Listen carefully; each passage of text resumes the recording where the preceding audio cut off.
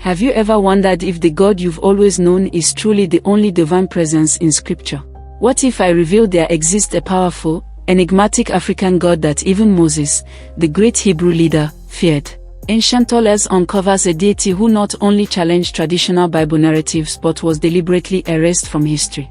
You are about to discover a truth that can transform your spiritual understanding completely. The Bible concealed an African God, an ancestral, living, dreaded, and respected spiritual entity. According to forgotten traditions, this being humbled Moses at a crucial moment before disappearing from Scripture as if never existing. Why would such a powerful deity be hidden? Why silence a spiritual being appearing in traditions older than the biblical text itself? Who was this African God? What was his true name and mission?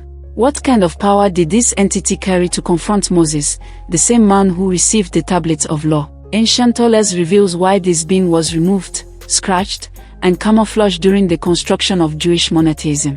This is not merely religious interpretation, it's a deep dive into forbidden, hidden ancestral territory. You will cross layers of African spirituality buried by centuries of colonization. You'll touch spiritual truths that have been systematically treated as threats to established doctrine. You'll discover connections between mystical Egypt, African gods, and Judeo-Christian foundations that no one dares approach in pulpits or seminars. If you allow this content to speak to your soul rather than just your intellect, you may live with your spiritual perception transformed forever. The urgency is real. Most people have never heard of this God.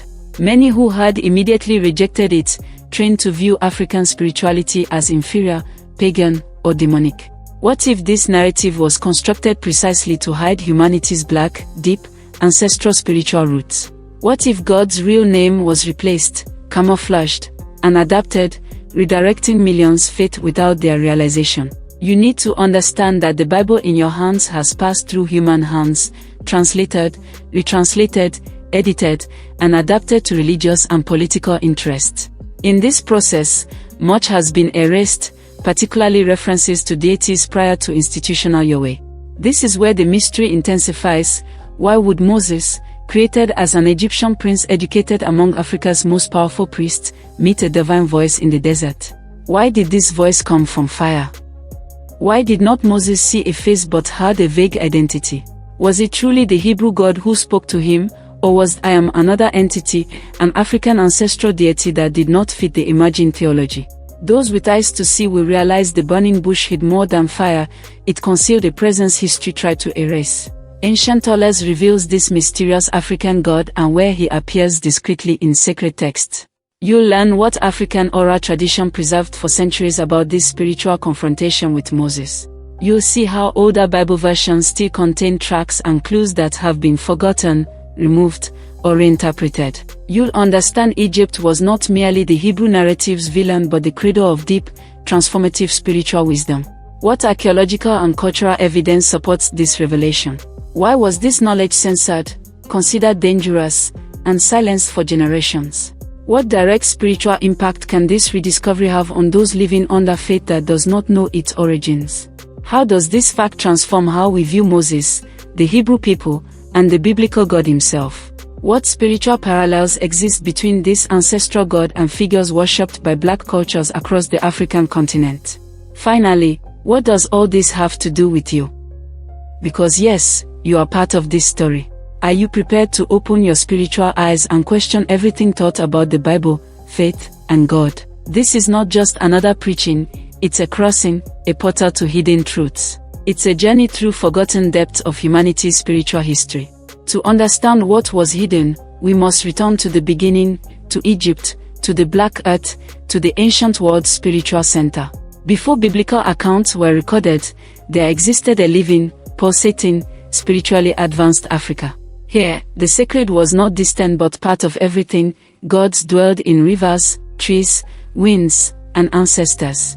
Spirituality formed civilization's center, with Egypt representing just the iceberg's tip of a continent vibrating with divine energy. This was not superstition but organized spiritual systems with temples, initiates, complex rituals, and worldviews deeply connected to the spiritual plane.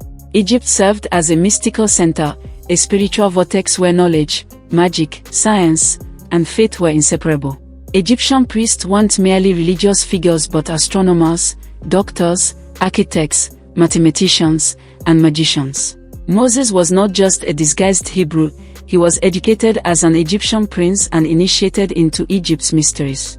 He knew Egyptian gods, temple rituals, scribal magic, and power words priests used to communicate with the invisible world. He learned symbolic language, sacred numbers, and rites of passage from ancient Africa's spiritual understanding. Imagine someone knowing the deepest mysteries of powerful spiritual civilizations encountering a bushfire entity saying "I am." What power made Moses tremble? What made this trained initiate retreat? Was this his first supernatural encounter, or did he recognize something ancient, powerful, and forgotten? African traditions speak of spiritual entities not linked to human temples, beings from higher dimensions connected to nature, cosmos, and ancestry. These entities manifested through signs, fire, wind, thunder, and inner voices, similar to the burning bush description. Unlike traditional accounts, these beings did not request worship, they commanded respect and tested approaching spirits. Why does not the Bible detail this episode more clearly? Why not name the bush god initially? Why only later is this god called Yahweh? Why do biblical reports show God with different names, forms, and postures? Are we dealing with one deity or adaptation and fusion of different spiritual entities throughout biblical history?